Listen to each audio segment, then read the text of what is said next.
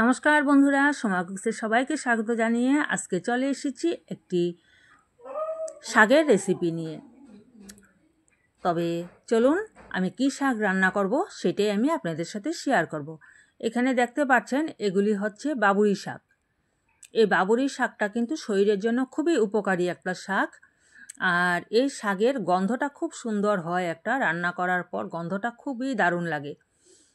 তবে আর এই শাকটা কিন্তু দেখতে অনেকটা মনে হয়, পরে রান্না করার পর একদমই কম হয়ে যায়।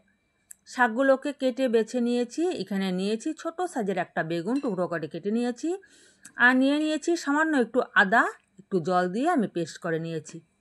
আর নিয়ে নিলাম কয়টা ডালের বড়ি। এই দিয়ে আমি শাকটা রান্না করব। এখানে কড়াই বসিয়ে দিয়েছি। কড়াইতে প্রথমে আমি দুটো শুকনো লঙ্কা আমি ভেজে তুলে নেব। যে কোনো শাকের সাথে দেখবেন একটু শুকনো লঙ্কাটা একটু নিয়ে খেলে লাস্টে ভালো লাগে খেতে। লঙ্কা দুটোকে আমি তুলে নিয়েছি। এবার সেই তেলের মধ্যে আগে আমি ডালের বড়িগুলোকে ভেজে তুলে নেব। এগুলো হচ্ছে মুসুর ডালের বড়ি। যে কোনো ডালের বড়ি দিয়েই করা যায়। আমি এখানে মুসুর ডালের বড়ি নিয়েছি। এখানে কালের ডালের বড়িও নেওয়া যেতে পারে, মুগ ডালের বড়িও নেওয়া যেতে পারে, কোনো ব্যাপার না। বড়িগুলোকে ভেজে তুলে নিলাম। এবার এই বড়িগুলোকে আমি একটু ভেঙে নেব। এবার সেই তেলের মধ্যে আমি দিয়ে দিচ্ছি কালো জিরে ফোড়ন। এই বাবুরি শাকটা কালো জিরে ফোড়ন দিয়ে বানালেই বেশি ভালো লাগে। কালো জিরে ফোড়নটা দেওয়ার পর বেগুনগুলোকে দিয়ে দিলাম আমি।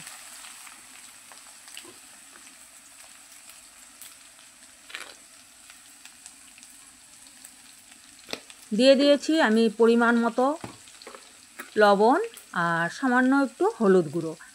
লবণটা কিন্তু আমি আর দেব না, আমি ওই পরিমাণ বুঝিয়ে আমি লবণটা একবারে দিয়ে দিলাম। এবার বেগুনটাকে একটু ঢেকে ঢেকে হালকাভাবে একটু ভেজে নেব। মাঝে মধ্যে শাক যদি এমন করে বানানো যায় তবে সেই শাক ভাতেই কিন্তু খাওয়া হয়ে যায়।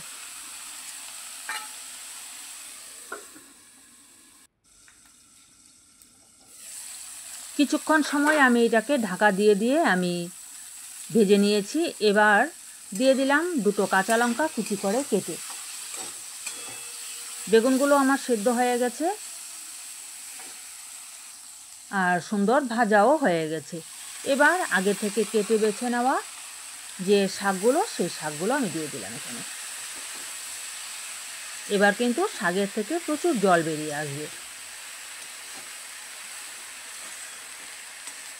এখন আর আমি হলুদ গুঁড়ো দেব না। হলুদ গুঁড়ো দিলে কি হয়, শাকের যে সবুজ কালারটা সেই কালারটা নষ্ট হয়ে যায়।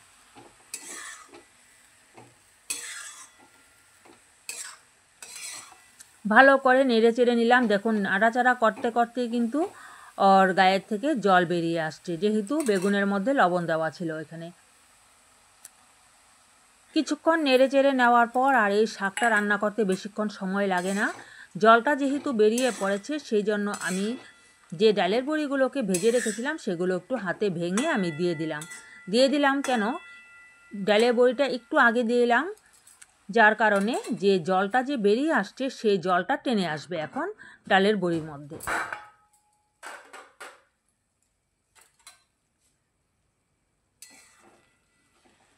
এই যে দেখুন কিছুক্ষণ আমি মিডিয়াম আঁচে এটাকে আবার ডালের বড়িগুলো দিয়ে কিছুক্ষণ ঢাকা দিয়ে রেখে দিয়েছিলাম মিডিয়াম আঁচে।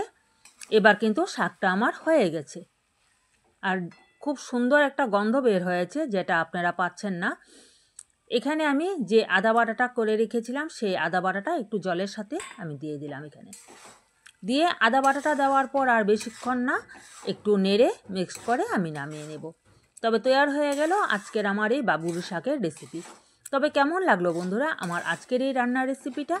অবশ্যই এইভাবে বাবুরি শাক একবার রান্না করে খেয়ে দেখবেন, নিরামিষ খুবই ভালো লাগে খেতে। তবে আজকের মতো ভিডিওটা এই পর্যন্তই। আবারও নিয়ে আসবো অন্য কোনো দিন অন্যরকম রান্নার রেসিপির সাথে।